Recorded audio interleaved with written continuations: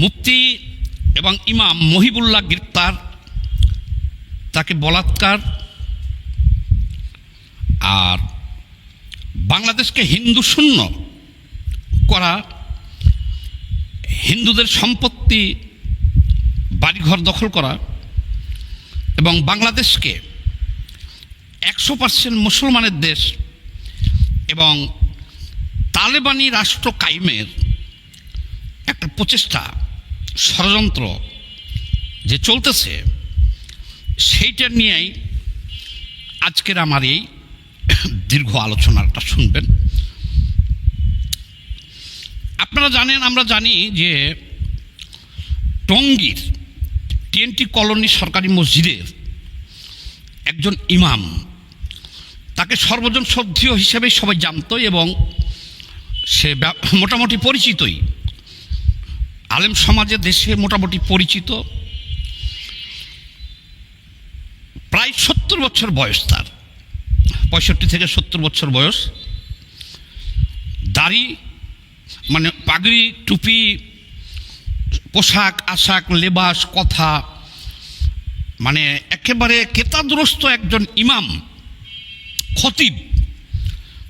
তার যা থাকা লাগে সেটি তো আছেই, তার বাইরেও কিছু আছে তার, যেমন চোখের সুরমা,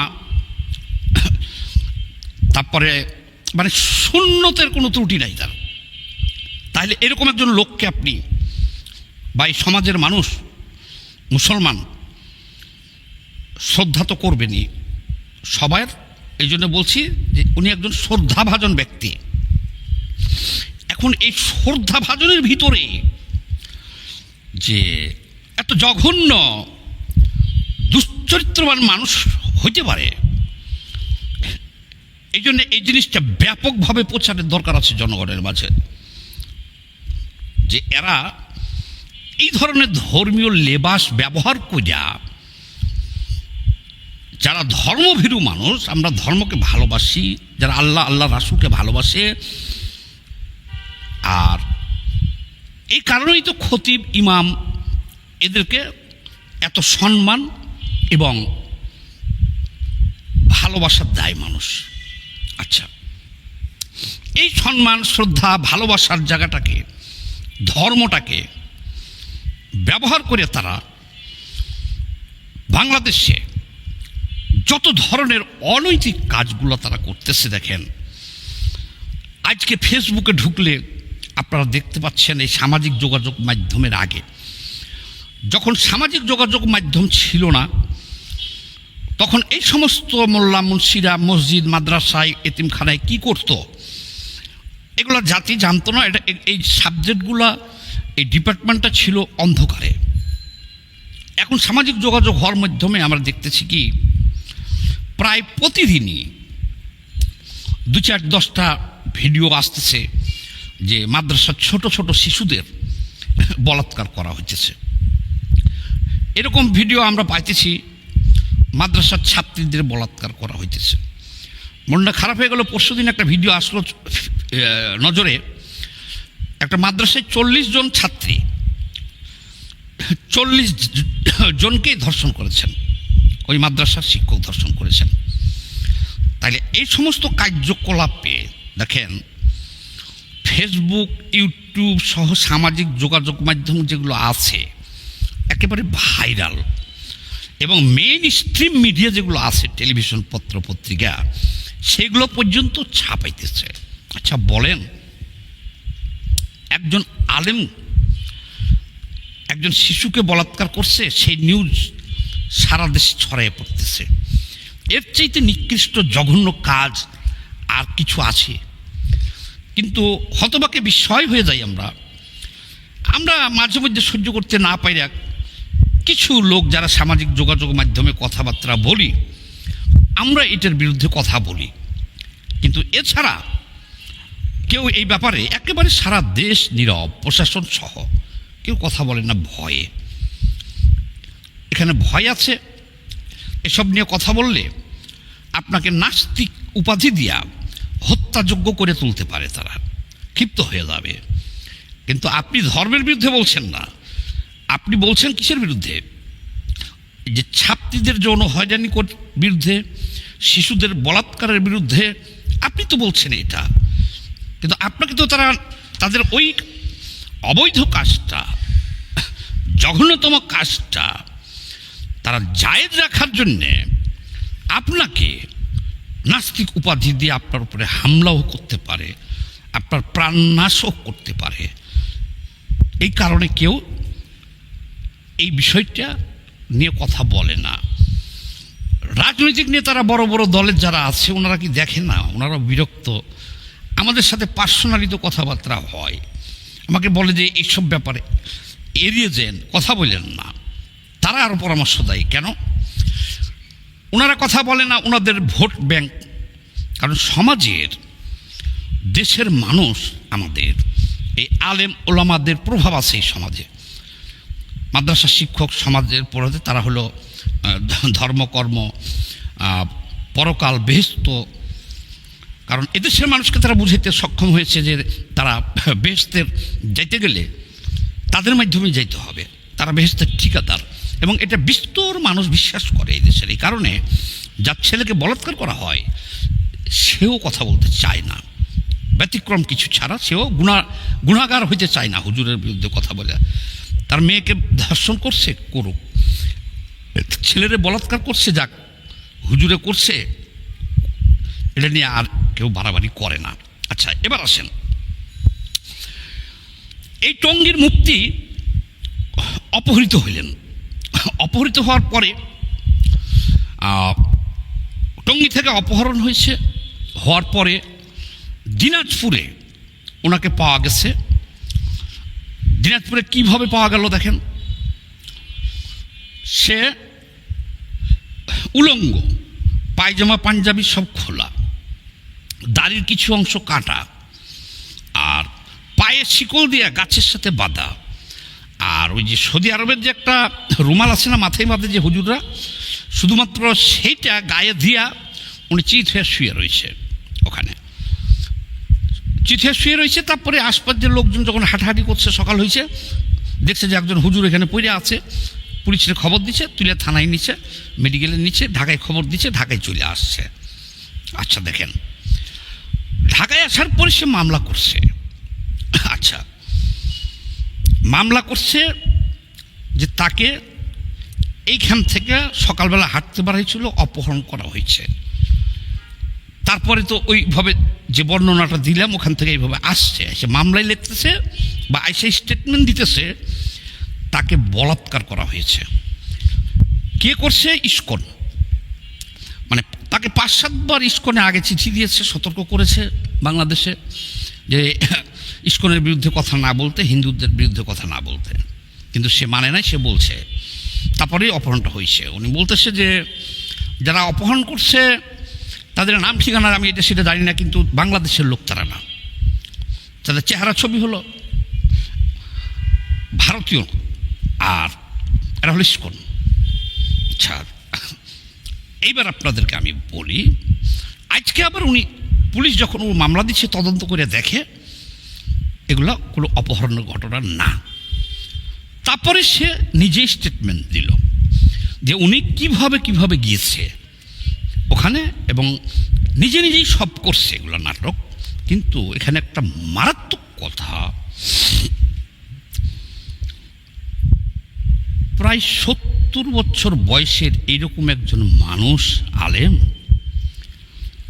সে এই যত নাটক করছে মানলাম, ঠিক আছে। উনি একেবারে বিশ্ববাসীর সামনে এইভাবে নিজেকে তুলে ধরলেন যে তাকে বলাৎকার করা হয়েছে। তার পরিবার পরিজন, আত্মীয় স্বজন, বাপ মা, ভাই বোন এবং বিশ্ববাসী যারা আছে সবার সামনে নিজেকে এইভাবে প্রকাশ করলেন যে তাকে, তাও আবার মিথ্যা। এরকম একজন সম্মানী লোক যদি বলাৎকারের শিকার হয়, সে তো চেপে যাওয়ার কথা। ওইটুক বললেই হয় যে আমাকে অপহরণ করে এই যে এই পর্যন্ত নিয়ে গেছে, আমি জানে বেঁচে গেছি। একটা মানুষ কতটুক নির্লজ্জ, নিকৃষ্ট, মানে ডোমেরও তো একটা মানিজ্যত আছে, সুইপারের মানিজ্যত আছে। এখন দেখতেছি এদের সেইটুকু মানিজ্যত নাই। পাথর মুচি ডোমের মান ইজ্জত আছে মিয়া, বলবে না তারা এই কথা। আচ্ছা, আবার নিজেই স্বীকার করতেছে এখন এগুলো করে নাই। তাহলে এবার চিন্তা করেন। আচ্ছা, এবার আসেন যে কেন এটা করা হলো। এই জিনিসটা করা হয়েছে, দেখেন এই ঘটনার পরের দিনই কিন্তু বাইতুল মোকাররমে একটা বিশাল সমাবেশ হয়ে গেছে উদ্ধারের পরে। ওনার ছেলে সেও এরকমই স্বভাবত কারণে হয়তো ইমাম টিমাম পাগড়ি পুগড়ি বান্ধা কালো, ইদানিং আগে ছিল না, ইদানিং অনেকের মাথায় দেখতেছি আফগানিরা যে পাগড়িটা পরে সেই ধরনের পোশাকের স্টাইল সব। ওনার ছেলে বক্তব্য দিছে, এটাও আপনারা সবাই দেখছেন যে সেটাও আপনারা দেখছেন। কি দেখছেন? যে 100 ইস্কনকে সে জবাই করবে, খুব উত্তেজিত বক্তব্য। এবং ওই ভারত থেকে গাঞ্জাতুল হিন্দ করিয়া মোদিকে ধরে এনে বাংলার মাটিতে জবাই করা হবে, আর 100 ইস্কনকে সে জবাই করবে। এখন তার বাপকে বলাৎকার করা হয়েছে, সে তো ক্ষিপ্ত হওয়া স্বাভাবিক। কিন্তু এখন তার বাপ বলতেছে যে এগুলো কিছুই না। এখন ওই ছেলের ভিতরের প্রতিক্রিয়াটা কি, নাকি এরা সবাই একই পরিবারের একই ষড়যন্ত্রের অংশ পরিকল্পিতভাবে? আচ্ছা, ওখানে তো বিশাল সমাবেশ করে ফেললো কালেমার পতাকা নিয়ে, ইস্কন নিষিদ্ধ করো, ইস্কন ধরো, মারো, খাও, হিন্দুদের এই করো এই করো। পরের দিন আবার টঙ্গীতে সমাবেশ, সেখানে তো ডাইরেক্ট ডেমি রাইফেল নিয়ে বের হয়ে গেছে, ডেমি রাইফেল নিয়ে বেরিয়ে গেছে। আচ্ছা, তারপরে ওসি, ডিসি, এসপি এদেরকে ফোন করিয়া জাতা মাতা ধমক। একজনের নাম হলে আতাউর, দেখলাম ঠিক তালেবানি পোশাকে, উনি দেখি ওসি, দারোগা, ওনার ক্ষমতার উৎস আমি জানি না, ডিসি, সবাই রীতিমতো গালাগালি করতেছে, ভয়ভীতি দেখাইতেছে যে থানায় আসবো, মানে মোটামুটি একেবারে কম্পমান তার ফোনে সব। এবং সে নিজেই এটারে ভিডিও করে করে ছাপতেছে। ওনার চেহারা দেখলে আমার নিজেও ভয় লাগতেছে, ভয়ঙ্কর। আর তার পিছনে ক্ষমতার উৎসটাই জানি কোথায়, যে এইভাবে সে গালাগালি ধমকাধমকি করতে পারতেছে ওসি, ডিসি, এসপি সব প্রশাসনকে। তাইলে দেখেন, অপহরণ নাটকের পরে একেবারে পরিকল্পিতভাবে সমাবেশ থেকে ড্যামি রাইফেল পর্যন্ত চলে আসছে। কিন্তু ওদের দুর্ভাগ্য, পরবর্তী কর্মসূচি দিবে ইস্কন ধরার কর্মসূচি ছিল এটা, যেখানে পাবে ইস্কন ধরো, যাকে তাকেই ধরবে, ইস্কন হিন্দু হলে ধরো, ধরে থানায় সোপর্দ আইনে। এটা তো আর বলতে পারে না যে ইস্কন ধরে মাইরে ফেলাবো, আমরা হাত পা ভেঙে ফেলাবো। তৌহিদি জনতা তারা এই কর্মসূচি দিছিল যে ইস্কন ধরো, ধরিয়া তাদেরকে পুলিশের কাছে দাও। ইতিমধ্যে বেরসিক পুলিশ তদন্ত করে ঘটনা আবিষ্কার করে ফেললো খুব দ্রুতই, 2 দিনের মধ্যে। না হলে দেশে একটা ভয়ানক পরিস্থিতির সৃষ্টি হইতো। স্বাভাবিক, আমরাও তো খুব মর্মাহত হয়েছিলাম যে একজন 75 বছর 70 বছর বয়সের বৃদ্ধ ইমামকে এভাবে যেই নিক ধরে নিয়ে আবার বলাৎকার করছে, আস্তাগফিরুল্লাহ, এটা তো মাইনে নেওয়া যায় না। তাহলে এই সেন্টিমেন্টটা সারা দেশের মানুষের কাজ করতেছিল। আর এই সুযোগেই তারা এই কর্মসূচি দিয়েছিল ইস্কন ধরার। 3 দিন সময় দিয়েছিল সরকারকে। 3 দিনের মধ্যে 72 ঘন্টার মধ্যে ইস্কন নিষিদ্ধ করতে হবে, আর না করলে 72 ঘন্টার পরে তারা নিজে ব্যবস্থা নেবে, ইস্কনের বিরুদ্ধে অ্যাকশানে যাবে। তো 3 দিনের মধ্যে, 2 দিনের মধ্যেই পুলিশ রহস্য উদ্ঘাটন করছে এবং তারা তাদের ষড়যন্ত্র তারা স্বীকার করতে বাধ্য হয়েছে। আচ্ছা, এখন এই ঘটনাগুলো কেন ঘটানো হইতেছে জানেন? এই ঘটনাগুলো ঘটানো হইতেছে বাংলাদেশকে হিন্দু শূন্য করা, হিন্দুদের সয় সম্পত্তি দখল করা, হিন্দুদের যদি সুন্দর মেয়ে থাকে সেটাকে দখল করে মুসলমান বানানো, বাধ্য করা, 100% আফগানিস্তানের মতো, আমি জানি না, আফগানিস্তানেও তো মনে হয় 100% মুসলমান না, তারা তো এখন আবার ভারত থেকে পররাষ্ট্রমন্ত্রী যা বলে আসলো যে তারা মন্দির করার জন্য অনুমতি দিতেছে, কিন্তু তালেবান বাদ, এরা বাংলাদেশকে 100% মুসলমান রাষ্ট্র বানানোর জন্যে এই ষড়যন্ত্রগুলা, শুধু মুসলমান রাষ্ট্র না, 100% মুসলমান এবং রাষ্ট্রীয় ক্ষমতা দখল করিয়া শরিয়া আইন মানে তালেবানি আইন, তালেবানি শাসন কায়েম করার জন্য তারা কিন্তু হেন কোনো ষড়যন্ত্র নাই যা করে না, এবং তারা সফলও হয়েছে। হিন্দু কত 30% ছিল, এখন 8%-এ আসছে। আচ্ছা দেখেন, বিভিন্ন দুর্গাপূজায় দেখেছি আমরা, কুমিল্লার এক দুর্গাপূজায় দেখা গেল যে ওদের দেবীর পায়ের কাছে নিয়ে যা কোরআন রেখে দেওয়া হলো। মুসলমানদের ভিতরে কি চরম একটা ক্ষোভ সৃষ্টি হলো, দাঙ্গা সৃষ্টি হলো, এবং অনেক হইহট্টগোল হয়েছে। আপনারা দেখছেন কুমিল্লার ব্যাপারটা, পূজা বন্ধ করে দেওয়া হলো, অনেক কিছু হলো। শেষে দেখা গেল এইটা করছে হলো, যে করছে তাকে বলতেছে মানসিক ভারসাম্যহীন মুসলমান, নাম খোকন। আর পরে আমরা জানলাম এটা করছে হইলো ওখানকার যে এমপি ছিল আওয়ামী লীগের, বাহাউদ্দিন বাহার, তার নির্দেশে এটা করা হয়েছে। এইরকম বাংলাদেশে যতগুলো ধর্ম অবমাননার ঘটনা ঘটেছে, মুসলমান তো ধর্ম অবমাননা করে অনেকেই, সেটা আমি বলতেছি না। এই যতগুলো হিন্দুকে ধরে মারা হয়েছে, পিটানো হয়েছে, জেলে দেওয়ানো হয়েছে, বাড়িঘর 20, 30, 50, 100টা জ্বালাই দেওয়া হয়েছে যে ধর্ম অবমাননা করেছে, কিছুদিন আগেও রংপুরের এইদিকে। পরিশেষে দেখা যায় কি, যে এই যে অপহরণ নাটক, ঠিক একইভাবে তাদের ওই যে বললাম, তাদেরকে উচ্ছেদ করার জন্যে এই ধর্ম অবমাননার অজুহাত সৃষ্টি করা হয়। 2-1টা ব্যতিক্রম আছে, এছাড়া বাংলাদেশে কোনো হিন্দুর ক্ষমতা নাই আমাদের ধর্ম, মুসলমানের ধর্মকে অবমাননা করবে। আচ্ছা ভাই বলেন তো, জীবনের ভয় তো সবারই আছে, আছে না? যেখানে আমরা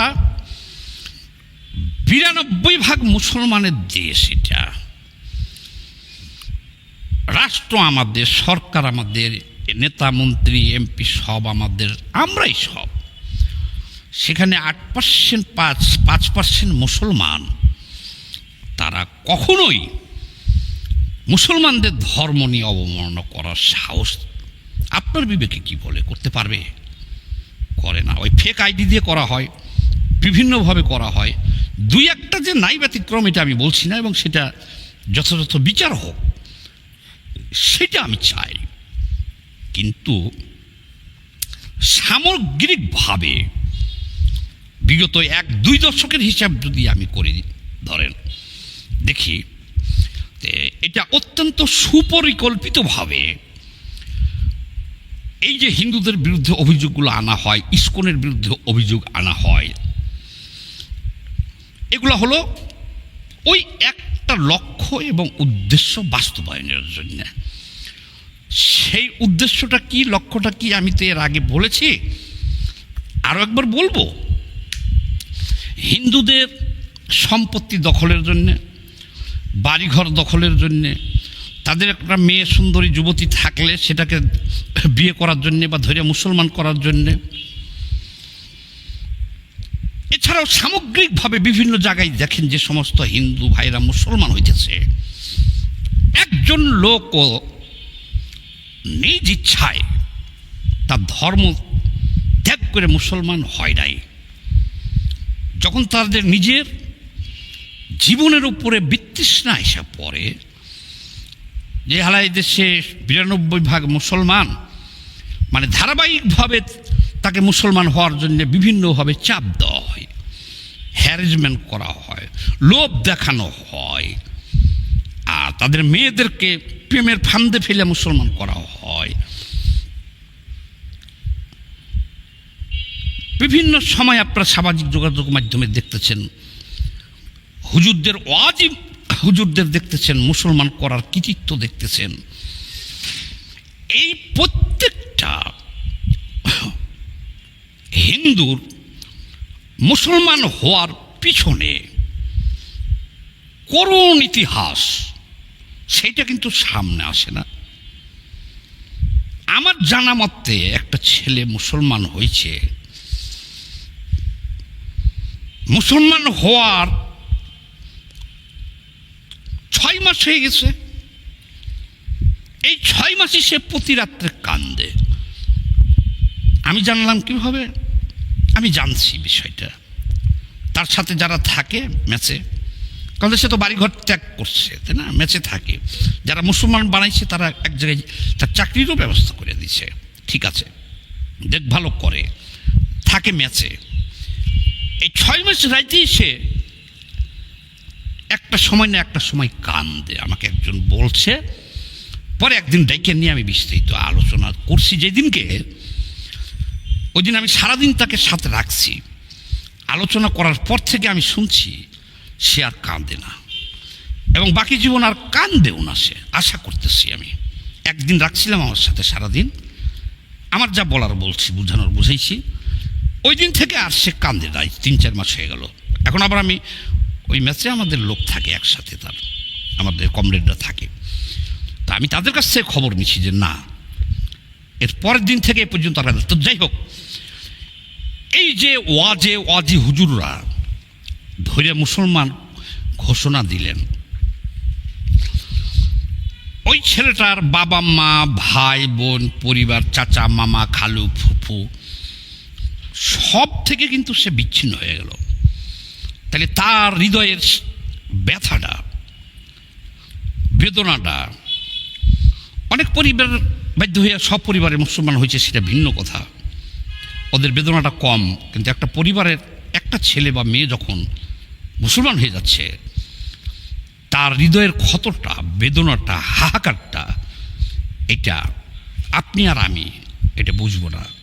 স্বেচ্ছায় কেউ কখনোই কোনো ছেলে বা মেয়ে মুসলমান হয় না। তো 2-1টা ব্যতিক্রম আছে, যেমন ধরেন কোনো একটা ছেলে একটা হিন্দু মেয়ের প্রেমে পড়ল, কোনো একটা হিন্দু ছেলে মুসলমান মেয়ের প্রেমে পড়ল, মেয়ে কন্ডিশন দিল যে তোমাকে মুসলমান হইতে হবে, তখন সে স্বেচ্ছায় মুসলমান হয়ে ওই মেয়েকে বিয়ে করলো। এই কেসগুলো ছাড়া আমি বাকিগুলো বলতেছি। এই হলো 1। নাম্বার 2,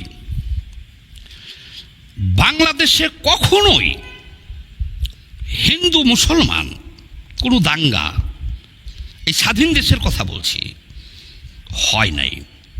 এই যে দাঙ্গার কথা বলতেছেন, হিন্দু মুসলমান দাঙ্গা, দাঙ্গা তাকেই বলে, মারামারি তাকেই বলে, 2টা পক্ষ থাকতে হয়। যেমন আপনি আমাকে মারবেন, আমি আপনাকে মারব, আমরা আপনাদেরকে মারবো, আপনারা আমাদেরকে মারবেন, এটার নাম হলো মারামারি। এগুলোকে বলা হয় দাঙ্গা।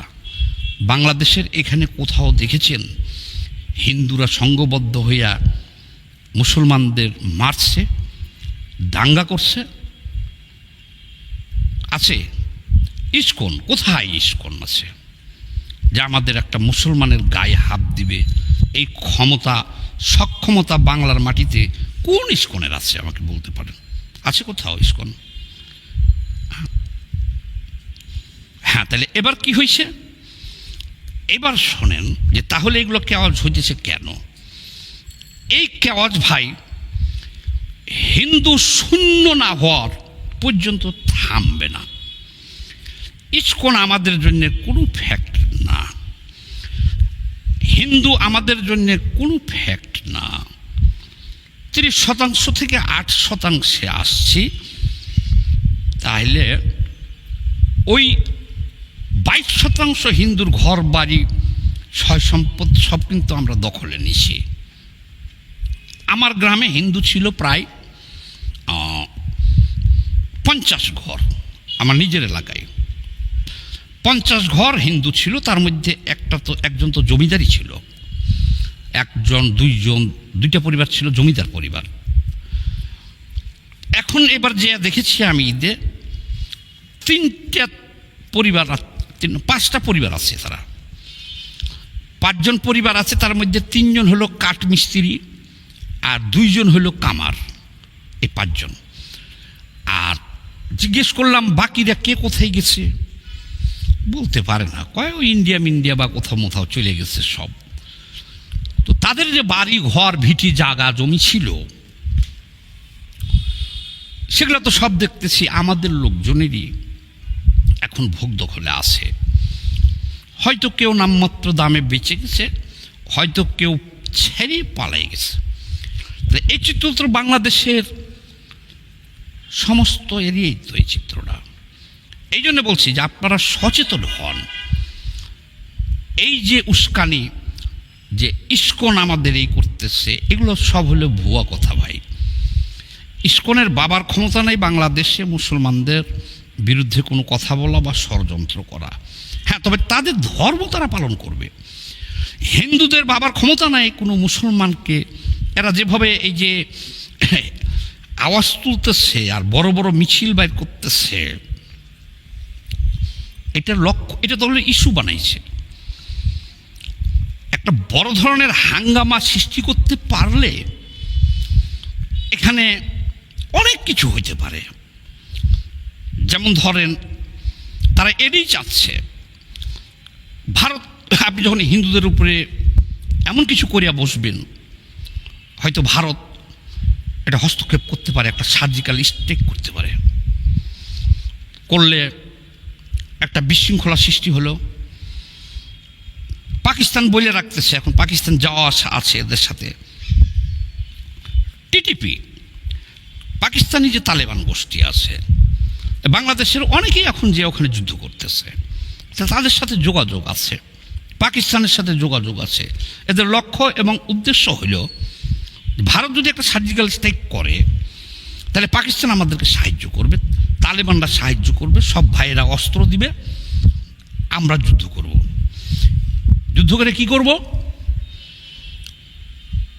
ভারতকে পরাজিত করার পরে আগে তো বাংলাদেশ সরকারকে পরাজিত করে ফেলব। তালেবান এবং পাকিস্তানদের সহযোগিতায় আমরা প্রথমেই বাংলাদেশের রাষ্ট্র ক্ষমতা নিয়ে নেব, তারপরে গাঞ্জাত্তল হিন্দ করব, দিল্লি পর্যন্ত যাব। এই আওয়াজ তারা কখনো করার দুঃসাহস দেখাবে না বা করবে না, সেটা ভালো করে জানে।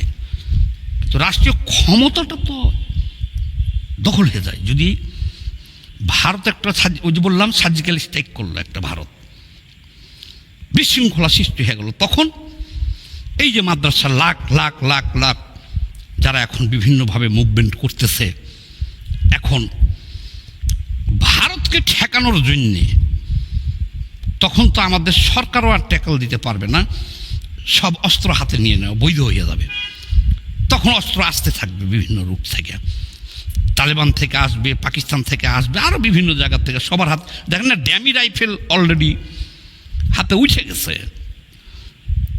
তখন সবার হাতে ওই তালেবানদের মতো যখন অস্ত্র উঠে আসবে এই ভারতকে হামলা ঠেকানোর জন্য, যুদ্ধের জন্য। যেমন জামায়াতের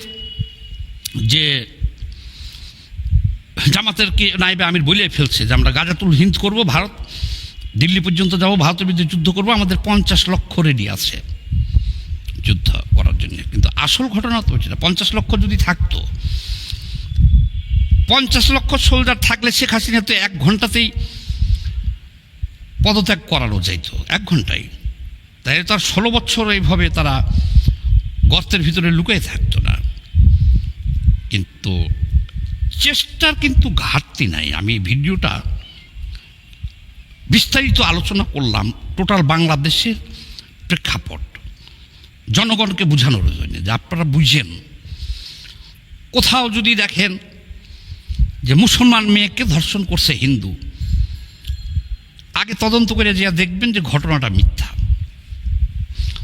হয়তো দেখবেন কি এইটুকু হইতে পারে যে আমাদের মুসলমান মেয়েটা সে হিন্দু ছেলের সাথে প্রেম করে, এটা অপরাধ না, সেটাকেই বলবে ধর্ষণ। টঙ্গীতে তো এটাই ঘটলো। এ হলো একটা। কোথাও যদি দেখেন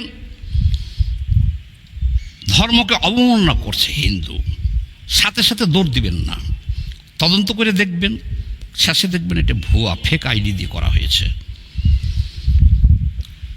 যদি দেখেন ষড়যন্ত্র করতেছে ইসকন বা হিন্দুরা মুসলমানদের মারতেছে, তাহলে বুঝবেন যে এটা হলো ওই ষড়যন্ত্রের অংশ। কোন ষড়যন্ত্রের অংশ? যে কোনোভাবে এই যে একজন মুক্তিকে খালি অপহরণ না, তাকে বলাৎকার করা হয়েছে, ইসকনে করছে। সারা দেশের মানুষের সেন্টিমেন্টটাকে তারা কোন জায়গায় নিয়ে গেছিল বুঝেছেন? এখন দুর্বল সরকার, এই সময় তারা ডেমি রাইফেলও নামিয়ে ফেলছিল। তারা যদি এমন একটা কিছু করতে পারে ইসকন বা হিন্দুদের নিয়ে, এমন একটা বিশৃঙ্খলা সৃষ্টি করে দিল যে কয়েকশো হিন্দুকে মেরে ফেললো, হিন্দুদের বাড়িঘর জ্বালাই দিল, দেয়ার দেশে একটা 22 কোণে বাড়িঘর জ্বালাই দিল, বাস দেশে একটা বিশৃঙ্খলা সৃষ্টি হয়ে গেল, আইন শৃঙ্খলা পরিস্থিতি শেষ হয়ে গেল। তখন সবাই যার যার মতো হাতে অস্ত্র নিয়ে দিতে পারলো, আফগান তালেবান হয়ে গেল। কে কাকে ঠেকাইবেন তখন আপনি? দেশে তো এখন এই দুর্বল টাইমটা তারা বেছে নিয়েছে, দেশে তো এখন সরকারও নাই। বা এমনও পরিস্থিতি সৃষ্টি করলেন যে ভারত একটা সার্জিক্যাল স্ট্রাইক করলো, সাথে সাথে সবাই উন্মুক্ত হয়ে গেল। এখন তো পুলিশের ভয়ে যাই আছে, প্রশাসন ভয়ে, বা দেশে যদি বড় ধরনের বিশৃঙ্খলা না হয় তো আপনি অস্ত্র হাতে নিতে পারতেছেন না। যেমন একটা ড্যামি রাইফেল হাতে নিচ্ছে, সেটাকে তো গ্রেপ্তার করছে সরকার, তো এখন আছে। সেই রকম একটা বড় ধরনের বিশৃঙ্খলা সৃষ্টির জন্যে সুপরিকল্পিতভাবে 70 ইয়ার্স ওল্ড একজন বিয়ার্ডেড ম্যান মুফতি, তাকে বলাৎকারের চিত্র জাতির সামনে তুলে ধরা হয়েছিল। এবং এর পিছনের কাহিনী তাদের অস্ত্রপাতি যে কিছু নাই সাথে, তাও মনে করেন না। ডেমি রাইফেল নিয়ে বেড়াইছিল। সে পরিবার সৃষ্টি করলে 5ই আগস্টে বিপুল অস্ত্র লুট হয়েছে থানা থেকে, সরকার থেকে। সেসব অস্ত্র তো আছে, তাদের হাতে আছে এইসব অস্ত্র। আর প্রাথমিক অবস্থায় এগুলো যদি হাতে নেয়, দেশ বিশৃঙ্খলা হয়ে যায়, তাহলে পাকিস্তান তালেবান থেকে যোদ্ধা এবং অস্ত্র আসতে তো দেরি হবে না। দেরি হইলেই না হইলেই এই সরকারকে যদি এখন প্রতি ঘর ঘর ওই তালেবানদের মতো অস্ত্রটা খালি হাতে নিয়ে নিতে পারে সবাই, প্রতি ঘর ঘর সবার কান্ধেই, তাহলে তো আর কি করবেন আপনি?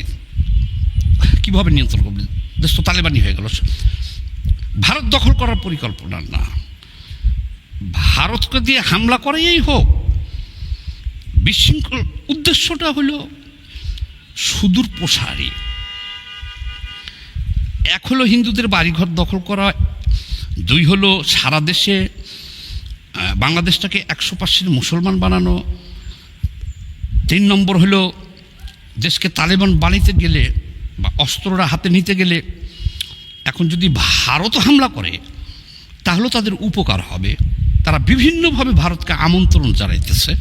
প্রতিদিন মোদিরে জবাই করতে চাচ্ছে, দিল্লি হিন্দ কি গালজাতুল হিন্দ করতে চাচ্ছে, যে দিল্লি থেকে মোদিকে ধরে আনা হবে, বিভিন্নভাবে উস্কানি। কিন্তু ভারত তো এগুলোর পাত্তা দেয় না। ভারত মনে করে এরা একটা পিপিলিকা, কিন্তু পিপিলিকা যদি আবার আপনার শরীরে উঠে কামড় বসাই দেয় তখন কিন্তু আপনি মেরে ফেলেন। মশা উঠতেছে, উড়ুগা, ভ্যান ভ্যান করতেছে, করুগা, কিন্তু যখন আপনার গায়ে বসে একটা কামড় দিবে তখন তো আপনি। এরা চাচ্ছে এই কাজটা করতেছে। ইউটিউবার আছে না যারা 2 জন, এদের সাথে তারাও জড়িত। ভারতকে প্রতিদিন গালাগালি করতেছে না কে? পিনাকি ভট্টাচার্য, ইলিয়াস, আরও আছে দেখবেন যে জ্যাকব মিল্টন। সবাই চাইতেছে কোনোভাবে ভারত একটা হামলা বাংলাদেশে করুক, করার লগে লগে আমার পাকিস্তান আফগানিস্তানের ভাইরা আমাদেরকে 2-4 জাহাজ অস্ত্র পাঠাই দিব, আর আমাদের যা আছে এটি নিয়ে প্রথমে আমরা দাঁড়াই যাব। না, বাংলাদেশ সরকার ফল্ট, দেশ হয়ে গেল তালেবান। তো এই বিষয়গুলো আপনারা বুঝেন। আর পরবর্তী সরকার যদি 2 মাস পরে নির্বাচন হয়, এই 2-3 মাস পরে যদি বিএনপি আসে ক্ষমতায়, তারা যদি এদেরকে আবার প্রশ্রয় দেয়, তাহলে এই বাংলাদেশকে তালেবানি রাষ্ট্র হওয়ার থেকে কেউ ঠেকাইতে পারবেন না, একটু সময়ের ব্যবধান। আর যদি পরবর্তী সরকার এইসব ঘটনার চিত্র আমি যে বললাম অনুমান করতে পারার পরে তারা যদি বাংলাদেশের একটা সেকুলার রাষ্ট্র এবং গঠনতন্ত্র মোতাবেক যদি আইনের শাসন প্রতিষ্ঠা করে, আর এটাকে অনুভব করার পরে যদি সেইভাবে জঙ্গি দমন আইন প্রয়োগ করে, তাহলে তারা তাদের সেই স্বপ্ন কোনোদিনও বাংলাদেশে প্রতিষ্ঠা করতে পারবে না। যে এখন একটা দুর্বল সরকার দেখে একটু হইচি করতেছে, আর আগামী সরকার যদি প্রশ্রয় দেয় তাহলে সর্বনাশ হয়ে যাবে। শেখ হাসিনার 15 বছরে শেখ হাসিনা থাকছে তার উন্নয়ন নেয়া, কিন্তু যারা বাংলাদেশটাকে তালেবান রাষ্ট্র বানাইতে চায় তাদের উন্নয়নটা কিন্তু কম হয় নাই, দেখছেন। এখন অনুভব করতে পারছেন যে শেখ হাসিনার 15 বছরেও কিন্তু এই গোষ্ঠীর, তালেবানি গোষ্ঠীর ব্যাপক উন্নয়ন করে রাখছে তারা। আজ ঢাকা বিশ্ববিদ্যালয়, রাজশাহী বিশ্ববিদ্যালয়, চট্টগ্রাম বিশ্ববিদ্যালয় সব মাদ্রাসা হয়ে গেছে, সব হিজাবে ভরে গেছে, বোরখায় ভরে গেছে, এবং প্রত্যেকটা চাকসু রাকসু নির্বাচনে শিবির বিজয় লাভ করেছে। কি বুঝলেন? ওটা আর একটা ভিডিও করব, দীর্ঘ হয়ে গেল ভিডিওটা, প্রায় 37 মিনিট হয়ে গেছে, এত বড় ভিডিও করা উচিত না। তারপর যেহেতু যদি আংশিক কথা বলি এটা বোঝানো যাবে না, মানুষ বুঝবে না। তো সবাই ভালো থাকেন, আর ধৈর্য সহকারে ভিডিওটা যারা শেষ পর্যন্ত দেখবেন তারা একটু বেশি বেশি করে শেয়ার দিয়ে দিন। ধন্যবাদ।